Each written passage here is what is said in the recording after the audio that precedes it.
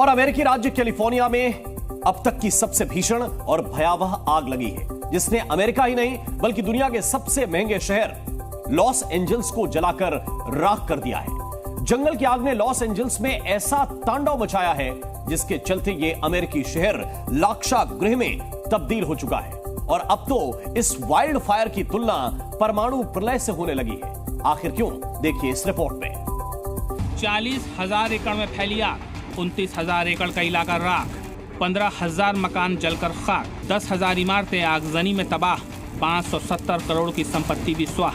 बीते 100 घंटों से सुपर पावर अमेरिका का एक राज्य धधक रहा है। आग की भयावह लपटों में सुलग रहा है। ऐसा लग रहा है मानो आसमान से आग बरस रही हो। और इसी भयावह आग ने अमेरिकी स्टेट कैलिफोर्निया के काफी बड़े हिस्से को अपनी चपेट में रखा है। दरअसल ये आग कैलिफोर्निया के जंगलों में लगी है, लेकिन धीरे धीरे इस वाइल्ड फायर ने कैलिफोर्निया के लॉस एंजलिस में तबाही मचाना शुरू कर दिया है। लॉस एंजलिस के रिहायशी इलाकों को अपनी चपेट में लेते हुए जलाकर राख कर दिया है।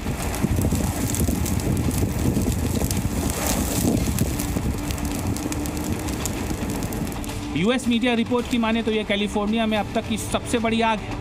यकीन मानिए, इस अग्निकांड में अब तक 10 लोगों की मौत हो चुकी है। करीब 1,80,000 लोगों को लॉस एंजलिस से हटाया गया है। आग बुझाने के लिए 7500 फायर फाइटर्स को लगाया गया है। बावजूद इसके लॉस एंजलिस में आग का तांडव जारी है। भीषण तबाही जारी है। इलाकों का राख होना जारी है। घर, मकान, रिहायशी इलाकों का खाक होना जारी है। अब जरा लॉस एंजलिस से सामने आई इस ड्रोन तस्वीर को देखिए। दूर दूर तक सिर्फ उजड़े मकान दिखाई दे रहे हैं। पूरा का पूरा इलाका जलकर स्वाहा हो चुका है। गौर करने वाली बात यह है कि लॉस एंजलिस के जिस इलाके में आग लगी है वहां समंदर है। बावजूद इसके आग पर बीते 100 घंटों से काबू नहीं पाया गया है। जानते हैं क्यों? उसकी वजह है लॉस एंजलिस में बहती तेज हवा, जिससे आग की लपटें तेजी से आगे बढ़ रही हैं और भीषण कोहराम मचा रही हैं।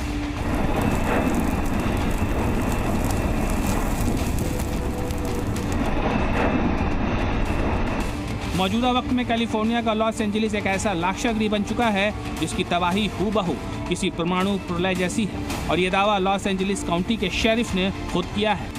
लॉस एंजलिस में लगी आग की तुलना एटमी धमाके से करना बेहद हैरान करने वाला है। ऐसे में आप भी सोच रहे होंगे कि क्या एटमी तबाही के बाद मंजर ऐसा होगा या फिर इससे भी ज्यादा भयावह। तो आपको बता दें, 8 दशक पहले अमेरिका ने जापान के हिरोशिमा और नागासाकी में एटमी हमला किया था। 15 किलो टन वजनी उस एटम बम ने बेतहाशा तबाही मचाई थी। पलक झपकते ही लाखों लोग मौत की गर्त में समा गए थे। 6 अगस्त 1945 को जापान के हिरोशिमा पर पहला बम गिरा। यूएस ने 15 किलो टन का एटम बम विमान के जरिए गिराया। हमले में हिरोशिमा में करीब 1.25 लाख लोगों की मौत हुई थी। जापान के नागासाकी शहर पर दूसरा एटम बम दागा गया। नागासाकी पर गिरा एटम बम हिरोशिमा से भी ज्यादा ताकतवर था। धमाके में करीब 80,000 लोगों की मौत नागासाकी में हुई। बता दें कि जब भी कोई न्यूक्लियर बम फटता है तो 10 लाख डिग्री सेल्सियस से ज्यादा की हीट जनरेट होती है, जो कई किलोमीटर में आने वाली चीजों को खाक कर देती है। धमाके में ऐसा प्रेशर क्रिएट होता है जिससे बड़ी बड़ी इमारतें ध्वस्त हो जाती हैं। न्यूक्लियर बम जब धरती पर गिरता है तो धमाके के साथ धुएं का गुबार उठता है जो मशरूम की तरह दिखता है, इसलिए इसे मशरूम क्लाउड कहते हैं। और जब यह गुबार फैलता है तब सैकड़ों किलोमीटर तक इसका घातक असर होता है। इसकी ऊंचाई एवरेस्ट की चोटी के बराबर भी हो सकती है। और एटमी धमाके के बाद निकला रेडिएशन तो इतना ज्यादा जानलेवा है, इसका असर दशकों तक फैलता है। शायद इसी वजह से कैलिफोर्निया में फैली वाइल्ड फायर की तुलना एटमी धमाके से की जा रही है। इसकी चपेट में आकर कई किलोमीटर का इलाका जलकर राख हो चुका है, उजाड़ हो चुका है। सी न्यूज़।